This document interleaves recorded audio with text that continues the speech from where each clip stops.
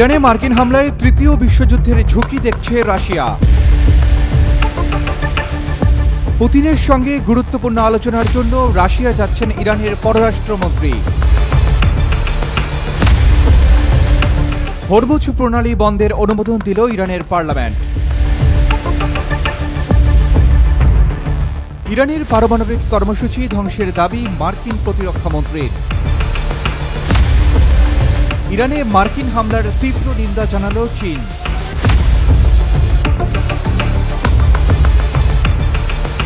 ইরানের মূল পারমাণবিক কেন্দ্রগুলো সম্পূর্ণ ধ্বংস করা হয়েছে জানালেন ট্রাম্প।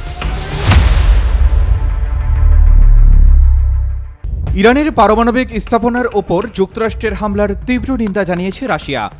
একই সঙ্গে ইরানে মার্কিন এই হামলাকে দায়িত্বজ্ঞানহীন ও আন্তর্জাতিক আইনের চরম লঙ্ঘন বলেও অভিহিত করেছে মস্কো।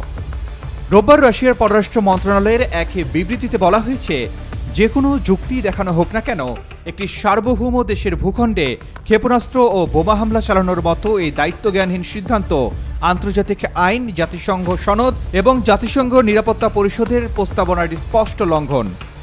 শনিবার রাতে ইরানে অতর্কিত আমেরিকার বিমান হামলার প্রেক্ষাপটে রাশিয়ার সম্ভাব্য প্রতিক্রিয়া নিয়ে তৈরি হয়েছে তুমুল আলোচনা। আমেরিকা যখন ইসরায়েলের পক্ষে সরাসরি নেমে পড়েছে যুদ্ধে, তখনই সবাই খুঁজছে রাশিয়াকে।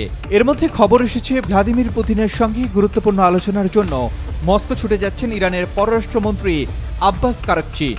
ইরানি পররাষ্ট্রমন্ত্রীর এই সফরকে বড় কিছুর ইঙ্গিত হিসেবে দেখছেন অনেকেই। সব মিলিয়ে আয়াতুল্লাহ খামেনির সবচেয়ে শক্তিশালী মিত্র ভ্লাদিমির পুতিন কি পদক্ষেপ নেবে, সেদিকে তাকিয়েই এখন গোটা বিশ্ব। ইরান ইসরায়েল সংঘাতের মধ্যে হরমুজ প্রণালী বন্ধ করা বিশ্বকে সিদ্ধান্তের অনুমোদন দিয়েছে ইরানি সংসদ।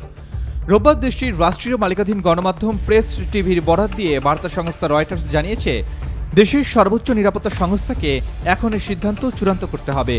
বৈশ্বিক তেল রপ্তানির বড় একটি অংশ পরিবহনে ব্যবহৃত হয় হরমুজ প্রণালী। এর প্রণালীর উত্তরে ইরান, দক্ষিণে সংযুক্ত আরব আমিরাত ও ওমান অবস্থিত। এটি বন্ধ হলে তেল পরিবহনের জন্য আর বিশেষ কোনো বিকল্প পথ খোলা থাকবে না। ইরানের পারমাণবিক স্থাপনায় হামলার পরদিন পেন্টাগনে ব্রিফিং করেছেন মার্কিন প্রতিরক্ষা মন্ত্রী পিট হেগসেথ। ব্রিফিংয়ের শুরুতেই তিনি জানান, শনিবার রাতের হামলা পরিকল্পিতভাবে ইরানের পারমাণবিক সক্ষমতা দুর্বল এবং ধ্বংস করার জন্য চালানো হয়েছিল। তিনি বলেন, এই হামলায় ইরানের পারমাণবিক কর্মসূচি ধ্বংসপ্রাপ্ত হয়েছে, তবে সামরিক বা বেসামরিক লোক হতাহত হয়নি। হেগসেথ আরও বলেন, বহু প্রেসিডেন্টই ইরানের পারমাণবিক কর্মসূচিতে চূড়ান্ত আঘাত হানার স্বপ্ন দেখেছেন, কিন্তু ট্রাম্প ছাড়া কেউই তা বাস্তবায়ন করতে পারেননি, যে কারণে এই অভিযানকে সাহসী ও দুর্দান্ত বলেও আখ্যা দেন প্রতিরক্ষামন্ত্রী। ইরানের পারমাণবিক স্থাপনায় বিমান হামলা চালিয়ে যুক্তরাষ্ট্র আন্তর্জাতিক আইনের লঙ্ঘন করেছে বলে অভিযোগ করেছে চীন। এই হামলায় নিন্দা জানিয়ে বেজিং বলেছে, মধ্যপ্রাচ্যে উত্তেজনা আরও বৃদ্ধি করছে যুক্তরাষ্ট্র।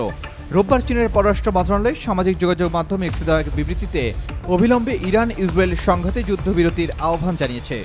বিবৃতিতে বলা হয়, ইরানে মার্কিন হামলা এবং আইএইএর নিরাপত্তা তত্ত্বাবধানে থাকা পারমাণবিক স্থাপনাগুলোতে বোমা বর্ষণের কঠোর নিন্দা জানায় চীন। ইরানের মূল পারমাণবিক সমৃদ্ধিকরণ কেন্দ্রগুলো সম্পূর্ণ ধ্বংস করা হয়েছে বলে মন্তব্য করেছেন যুক্তরাষ্ট্রের প্রেসিডেন্ট ডোনাল্ড ট্রাম্প। ইরানের 3টি পরমাণু কেন্দ্র লক্ষ্য করে হামলার পর জাতির উদ্দেশ্যে দেওয়া ভাষণে তিনি মন্তব্য করেন।